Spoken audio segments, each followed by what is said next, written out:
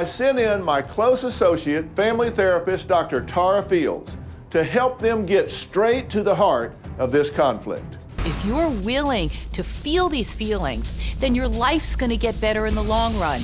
Dr. Tara Fields, The Love Fix, fantastic books available now. The great thing about even having those feelings is it gives you an opportunity to have another conversation about trust. Dr. Tara Fields is a licensed marriage and family therapist. You have to really make a decision. Have I had enough? Have I had enough? Am I willing to make this commitment to treatment? Are you committed? Are you in or are you out? We got to be really honest here. Do you want to be married to him? Do you love him? Hey, let's see it. What's the fight? What's it about? What's going on? I mean, let me in there so I can help you. What do you feel angry at? Ooh, I'm getting into this. I'm getting into this. The only way to affect real change in a family is by fixing the whole family. Get the anger out here, but leave it here and do not bring it back into the house. Make commitments to taking responsibility for your own happiness so you stop playing the blame game.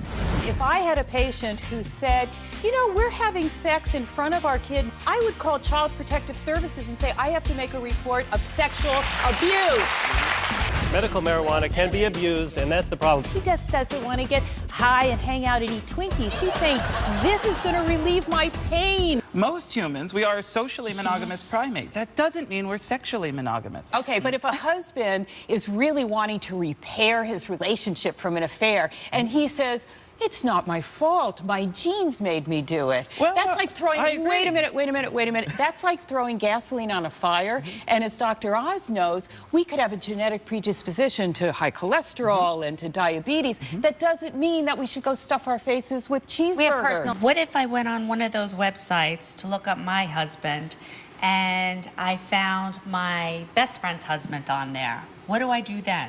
What I would do is I would go to him first directly with the information and say, I need you to share this with your wife. If not, I'm going to say something, but give him the opportunity to do it in the most loving way and to come clean.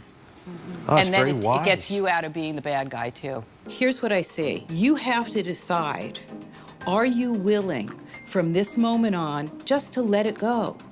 Do you want to let go of that family role? Oh, yeah. Are you sure? Dr. Tara gave me a whole lot to think about. You're being the classic enabler by going, Protecting her. We wouldn't want her to get angry.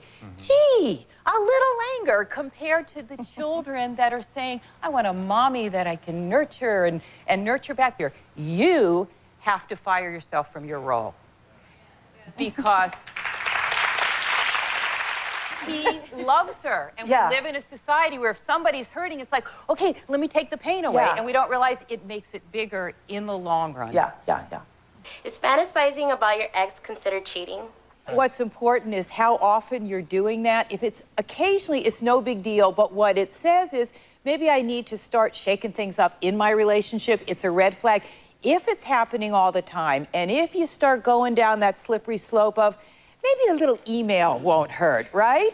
That starts being an affair of the heart, and people can't kid themselves when they say, oh, if there's no sex, it's not an affair. I see more couples coming into my office with marriages breaking up because of these so-called affairs of the heart. But I also think men and women cheat for different reasons. When a man feels disconnected from himself or his mate, often he'll use sex as a way to connect. Whereas for women, we need to be open emotionally to then feel open sexually. So I think with women, a lot of affairs start with affairs of the heart. They feel like they're getting the communication and then it turns into sex. And with men, it starts with sex. Do you know that it's not your job to make them feel better? It's really not. That's much too big a job for a kid. You feel better?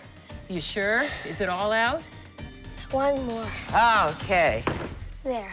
There. So we got to find a way for you to feel those feelings and talk to the people that hurt you before you get angry. Because I think your heart and your love is even bigger than your anger. Is that true? It's true. Real message is, are you willing to do the work? Are you willing to face the pain? Are you willing to face the anxiety? Are you literally willing to have a showdown, with that voice? So it takes courage.